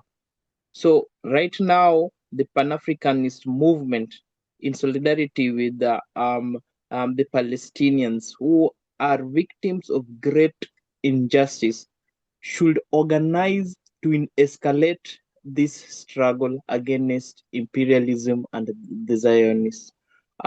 We should organize around revolutionary organizations.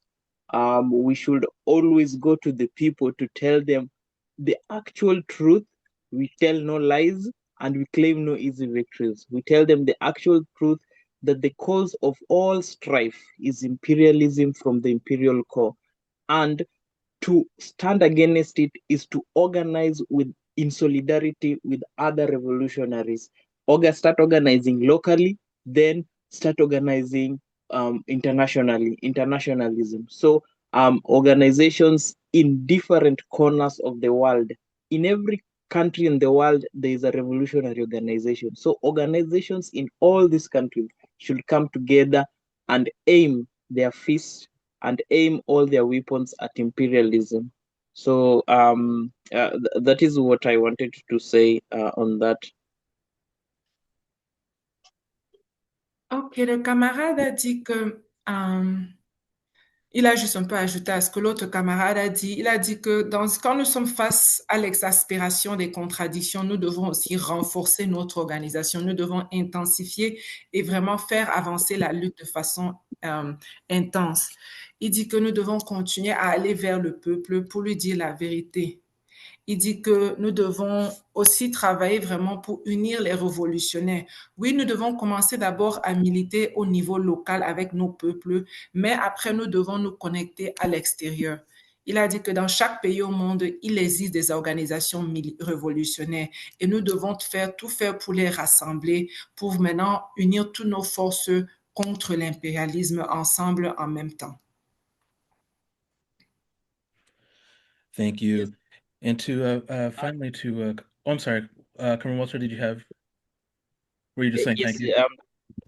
okay, thank you. I just wanted to add that when we are organizing and when we come into revolutionary organizations like the ones presented here, well, what one thing happens, we learn in solidarity. So if you attend protests as a mobilized person, a one-time protest to protest one issue, chances are you might never come back and follow up on this particular issue. Let's say you, as a member of Kenyan Palestine organization here in Kenya, you attend an anti-Zionist protest. But if you only attend the protest and the organization does not make an attempt to link Zionism with imperialism and again with capitalism, that is the unequal distribution of wealth, then it is chances are it is very hard to connect with other struggles in other nations that are not actually linked to the Palestine cause. So I just want to stress again that it is very important that we organize within revolutionary organizations so that we can actually escalate and confront our oppressors. Le camarade voulait juste renforcer la nécessité de militer au sein des organisations révolutionnaires. Comme il nous a dit, un autre camarade a dit tout à l'heure, beaucoup de gens parlent de la Palestine comme un problème, une lutte pour humanitarienne. Mais au sein des organisations révolutionnaires, nous avons une analyse correcte. Quand nous parlons de l'occupation de la Palestine, quand nous parlons d'Israël, nous rallions ça au système capitaliste et au système impérialiste. Donc, c'est nécessaire pour nous de militer au sein des organisations révolutionnaires qui ont la correcte analyse.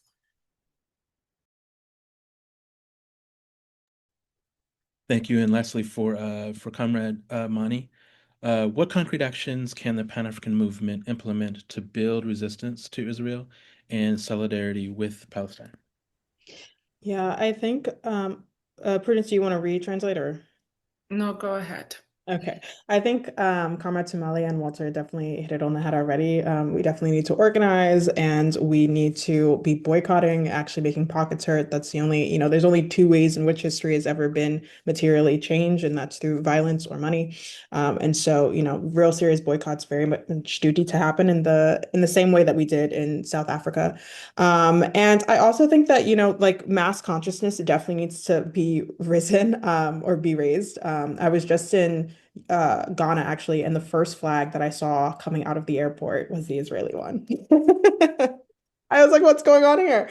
But I was talking to some Ghanaians, and I was talking to an Ethiopian friend who was telling me that like they don't really have any consciousness of Palestinians, and that's really true. Even in Mali, which is we're not a pro-Zionist country, we're Muslim, and so we're kind of inherently anti-Zionist. But if you talk to local people on the grounds, they don't really have that much concrete salience of the Palestinian people or what's happening over there. And that lack of knowledge means that Israel has been able to come in and set the narrative in the pro-Zionist perspective. And yeah, Palestinians have been mostly absent from that. They've been able to hoodwink, even some of our revolutionaries in the early 50s, they were able to hoodwink them and, just completely erase Palestinians from the photo. And so we have to build mass consciousness of the Palestinian people, of the Palestinian plight. And as Walter said, as the connection between us and their plight, because Zionism has dominated that narrative, and we need to break the hold that Israel has of their experiment in Africa. Also, just while saying that, there's something that Comrade Prudence once said in her UAD teach-in on Zionism, which is that there's a lot of reactionism when it comes to supporting Arab causes, particularly the Palestinian causes. There's a lot of what about them? Who cares? Arabs are racist anyways. Even if that was true, even if every Palestinian in the world is anti-Black, that doesn't change the fact that Zionism is still a threat to us. It's a threat to Africa. And so even if all of them are racist, we still have to support their cause, not just on anti-imperialist principle, but also because after them, it's us. I mean, it's us right now, right? So yeah, we need to very much make that clear to the African masses that this is our enemy too. It's not just a Palestinian enemy. And the things that they have been able to get away with will roost in the African continent before long. Ok, donc la question toujours était quelles sont les actions concrètes que nous pouvons mener en tant que panafricanistes pour construire une résistance mondiale contre Israël. Et la camarade a d'abord parlé de la nécessité de sensibiliser l'opinion publique. Elle a dit que, par exemple, elle était récemment au Ghana et le premier drapeau qu'elle a vu quand elle a atterri était le drapeau israélien. Donc, elle a dit que pour beaucoup, la majorité du peuple africain, même si nous pouvons sympathiser, peut-être qu'on voit un peuple qui souffre, les Palestiniens, nous n'avons pas vraiment une vraie critique d'Israël, nous n'avons pas vraiment une vraie critique contre le sionisme. Elle a aussi donné l'exemple du Mali, elle est malienne, oui, un pays musulman qui, bien qu'ils sont naturellement en solidarité avec le peuple palestinien, ils supportent leur lutte. À la fin de la journée, ils n'ont toujours pas, la majorité du peuple n'a peut-être pas vraiment une analyse vraiment élaborée contre le sionisme et la nécessité de mettre fin à ce système politique. Donc, elle a dit que vraiment la nécessité de lever les consciences des masses populaires au sujet de ce machin truc qu'on appelle Israël et la nécessité de combattre le sionisme. Elle a aussi parlé du fait qu'il y a beaucoup de commentaires réactionnaires au sein du peuple africain qui voient que la lutte que les Palestiniens mettent contre Israël, c'est un problème des Arabes. C'est leur chose là-bas, au soi-disant Moyen-Orient. Et il faut qu'on essaie de faire comprendre au peuple africain que nous voyons comment ils sont en train d'attaquer les Palestiniens. Mais ce que nous ne voyons pas, ce qui n'est pas aussi visible, c'est la façon dont Israël aussi est en train de massacrer le peuple africain. Donc même si il y a beaucoup de problèmes au sein de notre communauté avec c'est ce truc de africain versus les Arabes. Et elle a dit que même si nous voyons que le peuple arabe, oui, déteste les Noirs, il déteste l'Afrique, à la fin de la journée, nous avons toujours un ennemi commun. Et c'est toujours pour notre propre bénéfice de combattre Israël, que nous ne devons pas voir que notre support d'un Palestinien ou notre lutte contre Israël est quelque chose à voir avec sympathiser avec le peuple arabe. Non, c'est en fait une nécessité nous-mêmes en tant qu'Africains qui sont en lutte contre Israël et contre le sionisme. Yes, thank you so much, Comrade Mani, for that, for clarifying that on concrete actions. And as our beloved comrade Obi shared here in the chat, it's the same enemy. Why should we not fight and support the fight against our enemies? Which is an excellent, excellent point. With that, we unfortunately are very short on time, far less time than I had originally shared. So we'll move to our reading our declaration and then closing out. Our comrades within the chat will respond. Hopefully, they can respond to you within the chat with many of your questions that you've had. And if not, you can follow up with us and email us. So, thank you. Thank you to the comrades. Thank you to our panelists for your incredible, incredible insights and your knowledge and the history of the Zionist aggression against Africa. Our comrades shared concrete actions that we have a duty to fulfill in order to destroy Zionism.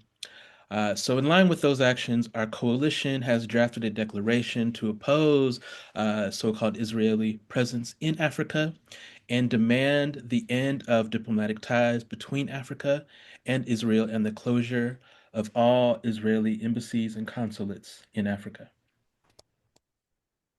Dans Nous sommes arrivés à la fin, malheureusement, à cause du manque de temps. On n'aura pas le temps de prendre d'autres questions de l'audience, mais nos camarades dans le chat pourront essayer de répondre à ces questions. Donc, on veut d'abord un grand merci à nos panélistes pour leurs incroyables réflexions sur l'histoire de l'agression sioniste contre l'Afrique. Nos camarades ont partagé des actions concrètes que nous avons le devoir d'accomplir afin de détruire le sionisme. Et conformément à ces actions, notre coalition a rédigé une déclaration pour s'opposer à la présence israélienne en Afrique et exiger la fin des relations diplomatiques entre l'Afrique et Israël, ainsi que la fermeture de toutes ses ambassades et consulats Israël en Afrique. Le camarade Michael va le lire en anglais et puis moi je le lirai en français. So this is a declaration in opposition to Israeli presence in Africa. To the African masses at home and abroad, the CEIA and our brotherly Pan-Africanist organizations around the world recognize Israel as a Western imperialist project that has been wreaking havoc in Western Asia, Africa, and around the world since its official creation in 1948. Our solidarity with the Palestinian resistance is not solely motivated by compassion. It also stems from the strategic necessity of identifying and combating a common enemy, Zionism. The Zionist entity's presence and aims in Africa are not benevolent, nor is it based on shared faith-based values seeking peace and mutually beneficial development. In reality, its actions on the continent for nearly a century have devastated us. From participating in imperialist aggression against us during our liberation struggles, to championing the partition of Sudan and providing the technology and weapons to strengthen the regimes of pro-West tyrants in Africa, the Zionist entity, apologies, my browser. The Zionist entity is a key imperialist proxy in the region and thus a committed enemy of the African masses. And yet, despite its ongoing war against Africa, the Zionist entity has found in neo-colonial Africa many partners after decades of lobbying for closer relations with the African continent. This culminated in the outrageous decision of granting the Zionist entity observer status in the African Union in 2021. Although this decision was revoked in 2023, the majority of African countries have maintained diplomatic relations with Israel, and the Zionist entity has maintained a significant presence in our affairs. Today, Israeli actions on the continent continue to operate mainly through three channels. One, security diplomacy, training arms sales in cooperation with intelligence services to strengthen pro-Israeli regimes. Two, technology and security transfers, cyber surveillance, spyware, and intelligence equipment. These practices create a technological and military dependency that further erodes any illusion of African sovereignty while promoting increased militarization of the states concerned. And three, religious legitimization via Christian Zionism, which creates cultural and political alliances favorable to Israel. These channels both strengthen and are strengthened by diplomatic relations between the Zionist entity and African countries. In addition to empowering Zionism, these relations are an attempt to close a front in the global war against imperialism and the embolden imperialist partners to continue to act with impunity. So I will list the 43 African countries that continue to maintain formal relations with so-called Israel. Angola, Benin, Botswana, Burkina Faso, Burundi, Cameroon, Cape Verde, Central African Republic, Chad, Democratic Republic of the Congo, Egypt, Eritrea, Ethiopia, Equatorial Guinea, Ghana, Guinea-Bissau, Guinea-Conakry, Ivory Coast, Kenya, Lesotho, Liberia, Madagascar, Malawi, Mauritius, Morocco, Mozambique, Namibia, Nigeria, Republic of the Congo, Rwanda, South Africa, Sao Tome and Principe, Senegal, Seychelles, Sierra Leone, South Sudan, Swaziland, Tanzania, Togo, Uganda, Zambia, and Zimbabwe. Africans must understand once and for all that Israel is a direct enemy of Africa, and its presence on the continent undermines our sovereignty. Israel's primary purpose will always be to advance imperialist interests and subvert our struggles for liberation. All 43 African states must sever their diplomatic ties with Israel, and the 11 Israeli embassies and consulates in Africa must be closed. To achieve this, the African masses must confront the neocolonial puppet governments that welcomed the Zionist entity into African affairs.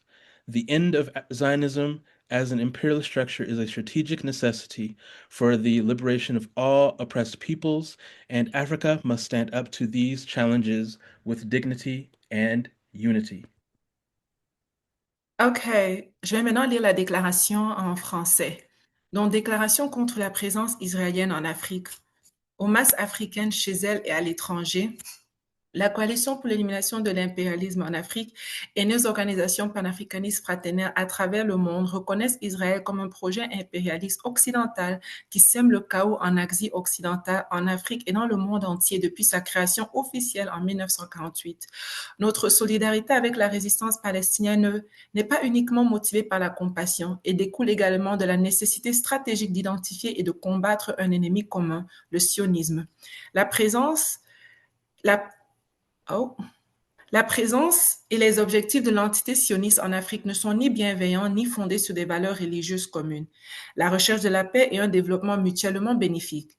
En réalité, ces actions sur le continent depuis près d'un siècle nous ont dévastés. De sa participation à l'agression impérialiste contre nous pendant nos luttes de libération, à son soutien à la partition du Soudan et à la fourniture de technologies et d'armes pour renforcer les régimes des tyrans pro-occidentaux en Afrique, l'entité sioniste est un acteur impérialiste clé dans la région et donc un ennemi déclaré des masses africaines. Et pourtant, malgré sa guerre incessante contre l'Afrique, l'entité sioniste a trouvé dans l'Afrique néocoloniale de nombreux partenaires après des décennies de lobbying en faveur des relations plus étroites avec le continent africain.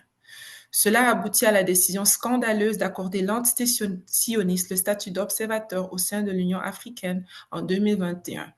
Bien que cette décision ait été revoquée en 2023, la majorité des pays africains ont maintenu des relations diplomatiques avec Israël et l'entité sioniste a conservé une présence significative dans nos affaires. Aujourd'hui, les actions israéliennes sur le continent continuent de s'exercer, principalement à travers 3 canaux. La diplomatie sécuritaire, donc formation, vente d'armes et coopération avec les services de renseignement pour renforcer les régimes pro-israéliens. Les transferts des technologies et de sécurité, dont la cybersurveillance, logiciels, espions et équipements de renseignement. Ces pratiques créent une dépendance technologique et militaire qui érode davantage toute illusion de souveraineté africaine, tout en favorisant une militarisation accrue des États concernés. Et finalement, la légitimation religieuse via le sionisme chrétien qui a créé des alliances culturelles et politiques favorables à Israël.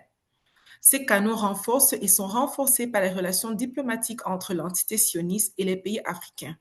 En plus de renforcer le sionisme, ces relations constituent une tentative de fermer un front dans la guerre mondiale contre l'impérialisme et encouragent des partenaires impérialistes à continuer d'agir en toute impunité.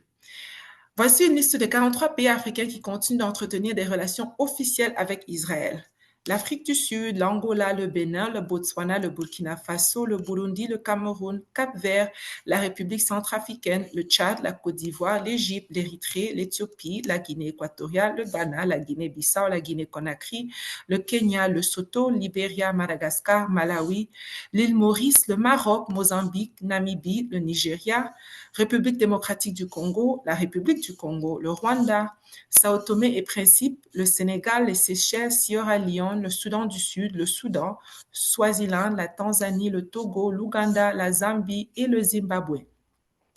Les Africains doivent comprendre une fois pour toutes qu'Israël est un ennemi direct de l'Afrique et que sa présence sur le continent sape notre souveraineté. Israël est un État fantoche de l'OTAN dont l'objectif premier sera toujours de promouvoir les intérêts impérialistes et de saboter nos luttes pour la libération. Ces 43 États africains doivent rompre leurs relations diplomatiques avec Israël et les 11 ambassades et consulats israéliens en Afrique doivent être fermés. Pour y parvenir, les masses africaines doivent s'opposer aux gouvernements néocoloniaux fantoches qui ont accueilli l'entité sioniste dans les affaires africaines. La fin du sionisme en tant que structure impérialiste est une nécessité stratégique pour la libération de tous les peuples opprimés et l'Afrique doit relever ses défis avec dignité et unité.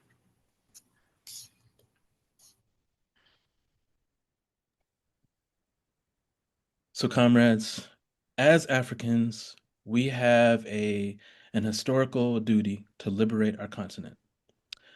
The end of Zionism is a strategic necessity for us to achieve that objective. It is imperative that each and every one of us is engaged in actions to liberate Africa. There can be no spectators in the struggle. No African, no justice-loving person should be without membership in a revolutionary organization. So organization is everything. Without it, we are only words. Camarades, en tant qu'Africains, nous avons le devoir historique de libérer notre continent. La fin du sionisme est une nécessité stratégique pour atteindre cet objectif. Il est impératif que chacun d'entre nous s'engage dans des actions visant à libérer l'Afrique. Il ne peut y avoir des spectateurs dans cette lutte. Aucun Africain, aucune personne éprise de justice ne devrait être absent d'une organisation révolutionnaire. L'organisation est essentielle. Sans elle, nous ne sommes que des mots.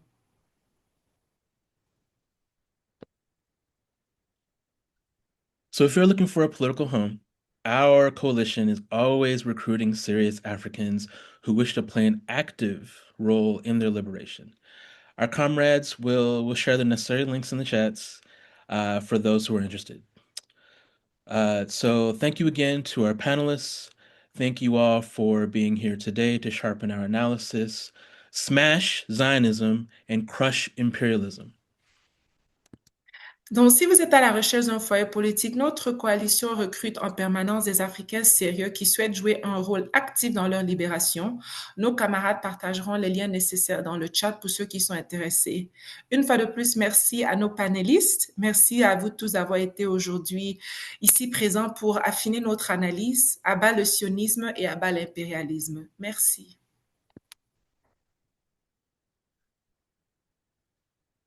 Thank you, Africans. Thank you, comrades. Thank you to the panelists. Appreciate you. And we'll Thank you, follow up with you comrades. soon. Have a good day, comrades.